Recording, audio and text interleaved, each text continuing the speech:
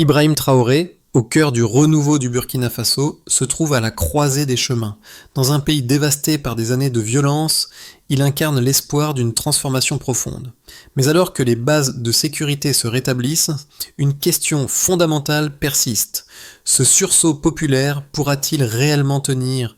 Peut-on reconstruire la stabilité à partir des racines mêmes de la société burkinabé? Ou cette dynamique fragile est-elle vouée à l'échec face aux pressions internes et extérieures? Cette question dépasse les frontières du Burkina Faso, affectant toute la région sahélienne. Dans un Burkina Faso meurtri par des années de guerre, l'espoir renaît grâce à une mobilisation interne sans précédent. Ibrahim Traoré a fait de la souveraineté populaire un principe fondamental. La sécurité doit venir de l'intérieur, portée par les citoyens eux-mêmes. Cette promesse radicale pourrait transformer non seulement le pays, mais aussi la dynamique de toute la région. Pourtant, les défis sont immenses. Les violences et les divisions internes menacent d'effacer tout progrès. L'élément clé réside dans la capacité des Burkinabés à maintenir cet élan face à un adversaire toujours actif et des pressions extérieures croissantes. En parallèle, les signes de résilience sont évidents. Des villages autrefois abandonnés commencent à reprendre vie, soutenus par des volontaires sans formation militaire, mais unis dans la volonté de protéger leurs terres. Les autorités locales, avec le soutien des forces armées, ont commencé à réorganiser la défense nationale, mais cela suffira-t-il à garantir un avenir durable? Les enjeux sont clairs. Si cette dynamique populaire échoue, le pays pourrait sombrer à nouveau dans le chaos. Ibrahim Traoré a réussi à mobiliser une force jusque-là insoupçonnée au sein du Burkina Faso, celle des volontaires pour la défense de la patrie, VDP. Ces volontaires, issus des communautés locales et sans formation militaire, sont devenus les premières lignes de défense contre les attaques terroristes qui frappent régulièrement le pays. Cette approche inédite a permis de sauver des villages comme Boul du Mouhoun et Séhéno, où les habitants ont choisi de se battre pour leurs terres. Grâce à l'impulsion de Traoré, ces VDP ont non seulement protégé leur communauté, mais ont également contribué à un redressement progressif de la situation avec l'aide d'opérations militaires ciblées menées par les forces régulières. En quelques mois, des dizaines de bases terroristes ont été démantelées. Un chiffre qui témoigne de l'efficacité de cette stratégie. Le contexte dans lequel cette transformation a eu lieu est d'une complexité extrême. Le Burkina Faso, comme une grande partie de la région sahélienne, est confronté à l'instabilité engendrée par des groupes armés qui prolifèrent dans les zones rurales et les zones frontalières. Les attaques incessantes ont laissé des villages détruits, des familles déplacées et des infrastructures essentielles anéanties. Pourtant, face à cette adversité, une résilience insoupçonnée commence à émerger. La transformation n'est pas simplement militaire, elle touche aussi la structure sociale du pays. Les VDP, en rétablissant la sécurité, permettent aux populations de retourner dans leurs villages, de rouvrir les marchés et de reprendre leurs activités quotidiennes. Cette dynamique intérieure, portée par la population elle-même, devient un élément central de la stratégie de Traoré. Mais ce mouvement populaire, bien qu'efficace sur le terrain, doit encore faire face à de nombreuses incertitudes. Jusqu'où ce modèle pourra-t-il perdurer? Et surtout, quel sera son impact à long terme? Au cœur de cette transformation, Ibrahim Traoré émerge comme un leader charismatique et déterminé, qui a su saisir l'opportunité de mobiliser les énergies locales pour reconstruire un pays dévasté. Son approche repose sur l'idée que la souveraineté ne doit pas seulement venir des institutions étatiques, mais aussi des citoyens eux-mêmes. C'est ainsi que les VDP, autrefois perçus comme des auxiliaires, sont devenus des acteurs clés du processus de reconstruction nationale. Traoré n'a pas seulement fait appel à des volontaires pour défendre des villages, mais il a créé un modèle de résilience communautaire où chaque membre de la société participe activement à la reconstruction de son propre avenir. L'impact immédiat de cette stratégie est tangible. À Boul du Mouhoun et Séhéno, des groupes de vigilance formés par des citoyens locaux ont permis de sécuriser des zones stratégiques, facilitant le retour des populations déplacées et la reprise des activités agricoles et commerciales. Ces actions ont non seulement renforcé la sécurité sur le terrain, mais ont aussi insufflé un vent d'espoir dans des communautés longtemps marquées par la peur et l'incertitude. L'union entre civils et militaires a donné naissance à un modèle inédit de coopération qui va au-delà de la simple défense et touche à la réhabilitation des infrastructures essentielles et au rétablissement de la vie sociale et économique. Cependant, ces avancées restent fragiles. La véritable question demeure, ce mouvement populaire pourra-t-il résister aux tensions internes du pays et aux pressions extérieures croissantes ? Les premières victoires sont là, mais les défis à long terme sont encore immenses. Le renversement de la situation au Burkina Faso s'est accéléré grâce à une série d'événements militaires et communautaires qui ont reconfiguré le paysage de la guerre contre les groupes armés. Sous la direction d'Ibrahim Traoré, la mobilisation populaire a permis d'inverser lentement la courbe de l'insécurité, mais c'est l'enchaînement rapide des actions qui a réellement changé la donne. Dans un premier temps, la réponse des VDP, couplée à des opérations ciblées des forces régulières, a permis de reprendre le contrôle de plusieurs zones stratégiques. Ce renversement rapide des bases terroristes, un volume sans précédent, a non seulement affaibli l'ennemi, mais a aussi redonné un sentiment de sécurité aux populations locales. Les premières victoires ont eu un effet psychologique puissant, elles ont montré qu'un changement était possible, même dans un contexte aussi désespéré. En parallèle, une série d'opérations militaires a permis de démanteler des dizaines de bases ennemies dans les zones reculées. Chaque opération a été minutieusement planifiée, combinant des frappes aériennes, des attaques au sol et des missions de surveillance par drone. Cette approche intégrée a permis de neutraliser des groupes armés qui étaient autrefois perçus comme intouchables. La précision des frappes et l'augmentation des opérations militaires ont considérablement réduit la capacité de l'ennemi à mener des attaques à grande échelle. Cela a également eu un impact direct sur la logistique des groupes armés, dont la mobilité et les lignes d'approvisionnement ont été sérieusement perturbées. L'une des clés du succès de cette reconquête a été la collaboration entre les forces régulières et les communautés locales, avec les VDP en tête. Là où l'État n'était plus présent, les communautés ont pris les choses en main. Des groupes de vigilance ont été formés pour protéger les villages et sécuriser les routes menant aux champs.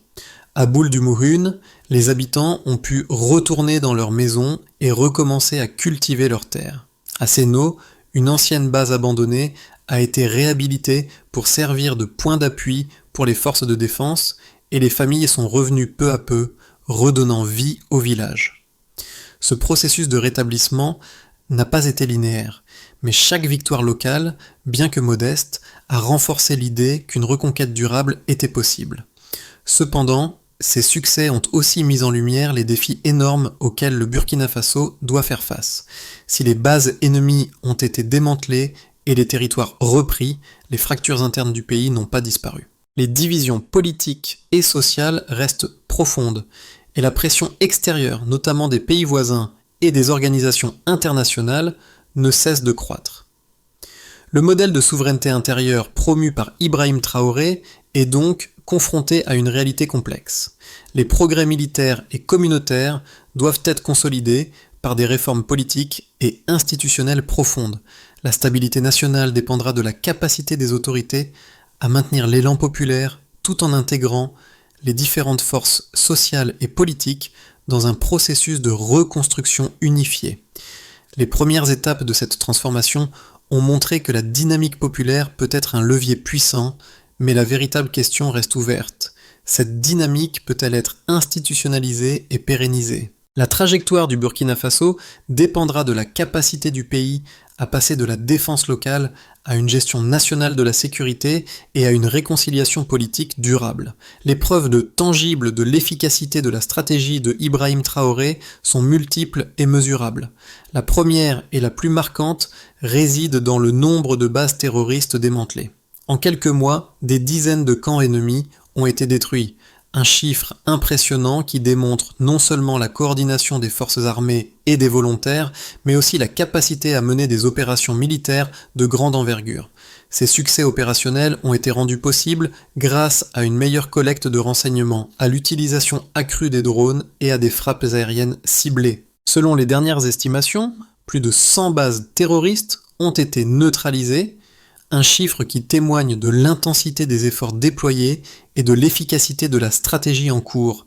Chaque base démantelée représentait un point stratégique pour les groupes armés, leur ôtant la possibilité de frapper à nouveau les villages. En parallèle, un autre indicateur clé de cette reconquête est le volume de terrain repris.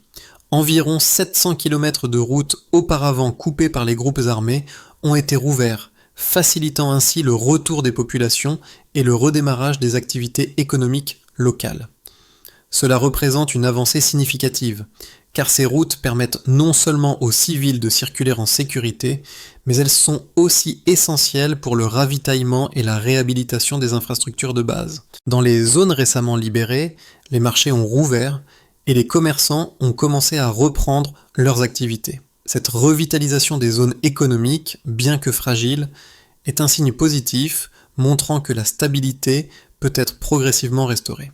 À CNO, par exemple, un ancien poste abandonné a été réhabilité en point d'appui pour les forces armées, ce qui a permis d'étendre la zone sécurisée, offrant aux habitants un cadre plus sûr pour reprendre leurs activités agricoles et commerciales. Le troisième indicateur, plus symbolique mais tout aussi important, concerne le nombre d'armes récupérées. Les forces de défense ont saisi plus de 2000 armes légères et munitions dans des caches ennemies lors des opérations militaires. Ce chiffre est particulièrement révélateur, car il montre non seulement une perte importante pour les groupes armés, mais aussi une diminution de leur capacité à mener des attaques sur de longues distances. La réduction des stocks d'armement a été accompagnée par une série de mesures de désarmement et de sécurisation des zones, ce qui a permis aux autorités locales et au VDP de maintenir une présence continue dans les régions libérées. En outre, ces résultats ont eu un impact psychologique profond sur la population. Le fait de pouvoir voir des résultats concrets, comme des routes rouvertes, des marchés réactivés et des zones sécurisées, a renforcé la confiance des Burkinabés dans leur propre capacité à reprendre le contrôle de leur destin. Cette confiance retrouvée est un facteur essentiel pour la cohésion nationale et la stabilité sociale. Les signes de normalisation sont clairs. Les écoles ont rouvert dans certaines zones, les enfants sont retournés en classe, et les familles déplacées ont recommencé à réinstaller leur foyer. Cependant, ces progrès sont encore fragiles. La question demeure, ces résultats mesurables pourront-ils être consolidés à long terme ? Le soutien international et la coopération régionale seront cruciaux pour maintenir cette dynamique. Le Burkina Faso, à travers ses efforts internes, a montré qu'il est capable de réaliser des avancées considérables. Mais la durabilité de ces changements dépendra largement de la stabilité politique interne et du soutien continu des communautés locales. Les deux principales perspectives concernant l'avenir du Burkina Faso après ses premières victoires ne peuvent être ignorées. La première, optimiste, voit la transformation du pays comme un modèle pour la région sahélienne. Selon cette vision, l'alliance entre les forces armées et les volontaires locaux est une réussite remarquable. Elle démontre qu'un pays peut restaurer la stabilité sans une dépendance totale à l'aide extérieure, en misant sur la mobilisation des communautés locales et sur la souveraineté intérieure. Ce modèle, porté par Ibrahim Traoré, montre que la réorganisation militaire et communautaire est non seulement efficace, mais qu'elle permet de surmonter l'insécurité de manière autonome. Cette approche novatrice, qui a permis de sécuriser des territoires et de rétablir des conditions de vie normales dans des zones autrefois abandonnées, pourrait bien inspirer d'autres pays de la région. Si la dynamique de mobilisation continue à se renforcer, il est possible que ce modèle devienne un pilier de la reconstruction nationale, permettant au Burkina Faso de se maintenir sur le chemin de la stabilité sans dépendre des interventions extérieures. Cependant, cette vision optimiste est confrontée à une lecture plus sceptique, qui avertit que les bases de la sécurité intérieure sont encore trop fragiles pour garantir une stabilisation durable. Bien que les progrès réalisés soient indéniables, plusieurs défis demeurent. La réorganisation militaire, bien qu'efficace à court terme, doit être consolidée par des réformes institutionnelles profondes. Les divisions internes du pays, qu'elles soient politiques ou sociales, menacent de compromettre les progrès réalisés. Le modèle de souveraineté intérieure ne peut pas être suffisant pour garantir une stabilité à long terme si l'État ne parvient pas à renforcer ses institutions et à bâtir une gouvernance inclusive. L'intégration des différentes factions politiques, la gestion des tensions sociales et la résilience face aux pressions extérieures, notamment la menace terroriste persistante et les incertitudes économiques, sont des aspects qui risque de peser lourdement sur la pérennité de la dynamique en cours.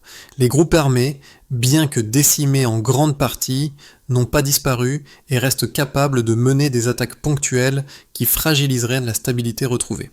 Ainsi, bien que les résultats soient impressionnants, la question de savoir si le Burkina Faso peut maintenir cette dynamique sans retomber dans la dépendance ou l'instabilité reste ouverte. L'optimisme est légitime, mais il doit être tempéré par la reconnaissance des défis persistants. Le pays se trouve à un tournant où les avancées militaires doivent être accompagnées par une transformation politique et sociale plus profonde pour garantir la durabilité du changement. Ibrahim Traoré a réussi à initier un véritable tournant pour le Burkina Faso, mais ce changement ne fait que commencer. Si les premiers succès sont indéniables, un défi majeur se pose. Comment maintenir cet élan dans un contexte où les menaces internes et externes restent présentes ? La transformation du pays repose désormais sur sa capacité à passer d'une mobilisation populaire ponctuelle à une stabilité institutionnelle durable. Ce qui semblait être un retournement militaire spectaculaire pourrait ne pas suffire sans une gouvernance forte et inclusive. Le modèle de souveraineté intérieure mis en avant par Traoré nécessite un soutien institutionnel et un cadre politique solide pour éviter de retomber dans les fractures du passé. Mais il y a un aspect qu'on ne peut ignorer. Le véritable changement s'effectue également dans les mentalités. Les populations, après avoir été longtemps prises dans la peur et l'incertitude, commencent à retrouver leur capacité d'agir et de reconstruire. Cette résilience civique pourrait bien être le moteur du futur, car elle permet à la société burkinabé de prendre en main son propre destin. La question est là maintenant de savoir si cette dynamique sera suffisamment robuste pour résister aux défis à venir. Les répercussions de la reconquête du Burkina Faso se mesurent non seulement en termes de sécurité, mais aussi à travers des changements concrets dans la vie des habitants. À Boul-du-Mouhouné et Séno, la sécurité retrouvée a permis à des milliers de familles de revenir dans leur village, là où la peur avait longtemps régné. Cette réinstallation a un impact profond, non seulement sur les conditions de vie immédiates, mais aussi sur la reconstruction du tissu social et économique. Les habitants peuvent de nouveau cultiver leurs terres, ouvrir leur commerce et, plus important encore, reprendre leur place dans une société en train de se reconstruire. Ce retour progressif à la normalité constitue un indicateur clé de la réussite de la stratégie de Traoré, mais il montre aussi la fragilité du processus. Si ces populations sont protégées, elles commencent à voir l'espoir d'une reconstruction durable. Dans les zones libérées, le redémarrage de l'activité économique est palpable. Les marchés qui avaient été fermés pendant des mois ou des années ont rouvert, et les commerçants ont recommencé à vendre leurs produits. Ce regain d'activité est essentiel pour stabiliser la situation économique. Les agriculteurs, qui avaient été contraints d'abandonner leurs champs, peuvent à nouveau cultiver la terre et vendre leurs récoltes. Loin d'être une simple reprise économique, ces changements signifient également une forme de réconciliation et de résilience, où chaque geste quotidien contribue à la reconstruction de la société. Le rôle des volontaires pour la défense de la patrie, VDP, reste central. Leur implication ne se limite pas à la simple défense, ils sont devenus des acteurs de la normalisation, réhabilitant des infrastructures essentielles et assurant la sécurité des zones retrouvées. Ils représentent une forme de gouvernance locale participative qui a permis aux populations de se réapproprier leur environnement. Ce modèle de gouvernance, bien que rudimentaire, montre une nouvelle forme de solidarité et de responsabilisation des citoyens dans la gestion de leur propre sécurité. Toutefois, les défis demeurent. La violence n'est pas complètement éradiquée, et les groupes armés, même affaiblis, conservent une capacité de nuisance. Le Burkina Faso devra donc non seulement maintenir ses efforts pour sécuriser les zones libérées, mais aussi renforcer les institutions locales et régionales pour éviter que les divisions internes ne réapparaissent. La réconciliation politique, la gestion des tensions sociales et la lutte contre la corruption seront des éléments clés pour assurer la durabilité des progrès réalisés. La situation géopolitique régionale représente également un facteur déterminant. Le Burkina Faso, en raison de sa position stratégique au Sahel, est un acteur clé dans la lutte contre l'instabilité dans la région. Le soutien des pays voisins, comme le Mali et le Niger, pourrait être essentiel pour solidifier les acquis. Cependant, l'intégration de ces pays dans une dynamique régionale de coopération et de reconstruction reste un défi. Si le Burkina Faso parvient à maintenir sa souveraineté intérieure tout en collaborant avec ses voisins, il pourrait devenir un exemple pour la région, montrant qu'une gouvernance populaire et une résilience communautaire peuvent jouer un rôle crucial dans la restauration de la stabilité. À court terme, plusieurs trajectoires s'ouvrent pour le Burkina Faso, et chacune pourrait radicalement transformer le paysage politique et sécuritaire. Le scénario de base envisage une stabilisation progressive des zones libérées, accompagnée d'une consolidation des institutions locales et régionales. Dans cette configuration, les villages libérés continuent à se réorganiser grâce à l'implication des communautés, et les infrastructures essentielles, routes, écoles, postes de sécurité, sont progressivement rétablies. La coopération entre les forces armées et les volontaires pour la défense de la patrie, VDP, reste une priorité permettant de maintenir la sécurité locale et de renforcer les liens entre civils et militaires. Les marchés locaux se développent et les populations retrouvent une forme de stabilité économique. Cependant, ce scénario suppose une vigilance continue pour éviter tout retour de l'instabilité, en particulier avec la présence persistante des groupes armés et les tensions internes qui risquent de réapparaître. Le scénario optimiste, quant à lui, prévoit une accélération de la reconstruction et de la réconciliation nationale. Si les bases de la stabilité sont consolidées, le Burkina Faso pourrait connaître une période de croissance et de développement significatif, renforcée par une coopération régionale avec le Mali et le Niger. L'implication des populations locales dans la gestion des affaires publiques devient un modèle pour la région, où la souveraineté intérieure est perçue comme la clé de la résilience face aux défis extérieurs. Les villages se réorganisent, les commerces prospèrent et les autorités locales deviennent des moteurs de la reconstruction nationale. L'image du Burkina Faso pourrait alors devenir un symbole de résistance et d'espoir pour d'autres pays de la région sahélienne. Ce scénario optimiste dépend toutefois de la capacité à maintenir l'unité politique et sociale du pays, sans sombrer dans les divisions qui ont longtemps caractérisé la politique nationale. Enfin, le scénario pessimiste met en lumière les risques de fragmentation et de retour à l'instabilité. Dans ce cadre, la dynamique actuelle pourrait s'essouffler sous l'effet des pressions internes et des défis externes. Les divisions politiques pourraient se raviver, et les tensions sociales risquent de compromettre les efforts de réconciliation. Si les groupes armés parviennent à se restructurer et à renforcer leurs capacités, ils pourraient mener de nouvelles attaques dans les zones libérées, retardant la reprise économique et exacerbant les tensions internes. L'isolement diplomatique et les pressions économiques croissante pourrait également peser lourdement sur le pays, limitant ses capacités à reconstruire de manière durable. Ce scénario pourrait entraîner un retour à la dépendance internationale et à une instabilité prolongée.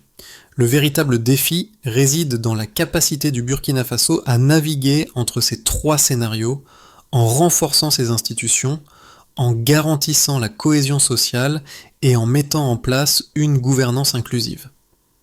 La clé de la réussite résidera dans la capacité du pays à transformer les premières victoires en un processus de reconstruction durable, tout en évitant les pièges du passé. Le Burkina Faso se trouve à un carrefour décisif, et les décisions prises dans les mois à venir auront des répercussions profondes, non seulement sur le pays, mais aussi sur toute la région du Sahel. Pour les habitants des villages libérés, comme Boul du Mouhoun et Séhéno, cette transformation a un impact direct et tangible sur leur quotidien. Après des années d'incertitude, pouvoir retourner chez soi, cultiver ses terres ou ouvrir un commerce représente bien plus qu'une simple victoire sur l'insécurité. C'est la reconstruction de la dignité, la possibilité de vivre sans peur, de reprendre son avenir en main. Ces progrès sont à la fois une victoire militaire et un acte de résilience collective. Pour les communautés qui se relèvent lentement, les actes simples comme le retour à l'école ou la réouverture des marchés sont des gestes profondément significatifs. Ils montrent que la vie reprend, même après les pires crises. Les enfants qui retournent à l'école symbolisent l'espoir d'une nouvelle génération, celle qui ne vivra peut-être pas dans l'ombre des conflits passés. Les commerçants qui rouvrent leurs étals ou les agriculteurs qui retravaillent leurs champs sont les véritables héros de cette résilience. Leur retour à la normale est un exemple de ce qui peut être accompli lorsque des communautés se mobilisent pour leur propre avenir. Cette dynamique de renouveau est soutenue par une vision claire, la souveraineté populaire.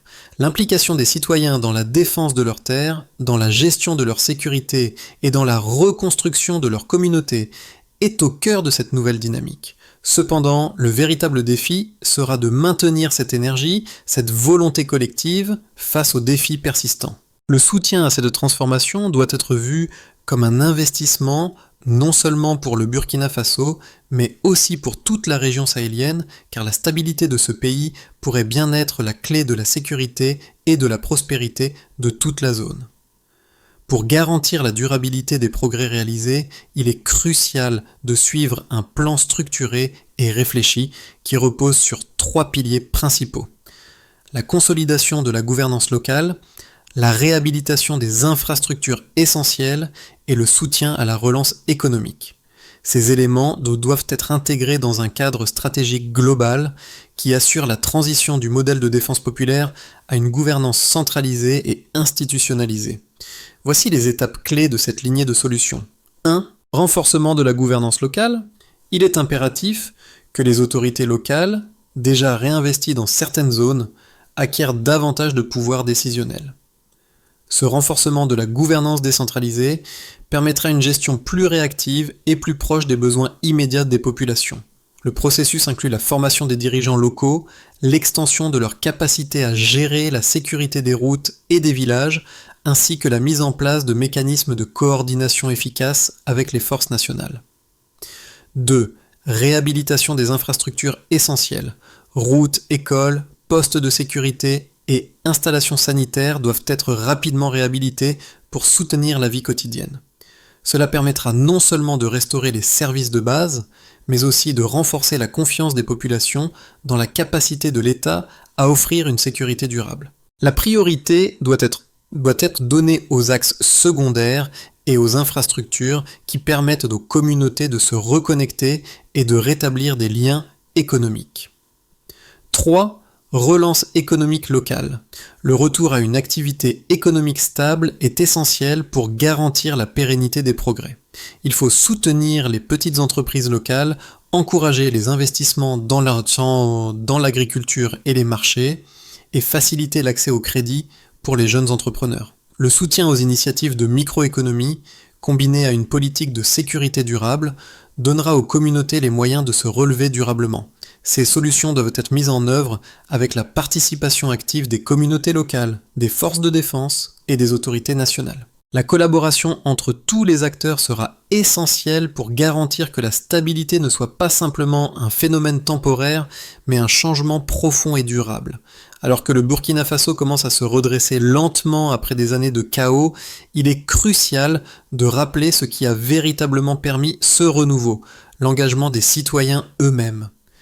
À Boul-du-Mouhoun, Séhéno et dans d'autres villages, la reconstruction n'a pas été simplement une série d'actions militaires ou politiques. Elle était le fruit de la détermination collective, des sacrifices quotidiens des populations locales et de la volonté inébranlable de se réapproprier un avenir qui leur avait été volé. Ces communautés ont réappris à marcher sans craindre chaque coin de rue, à travailler la terre sans avoir peur de la perdre à nouveau.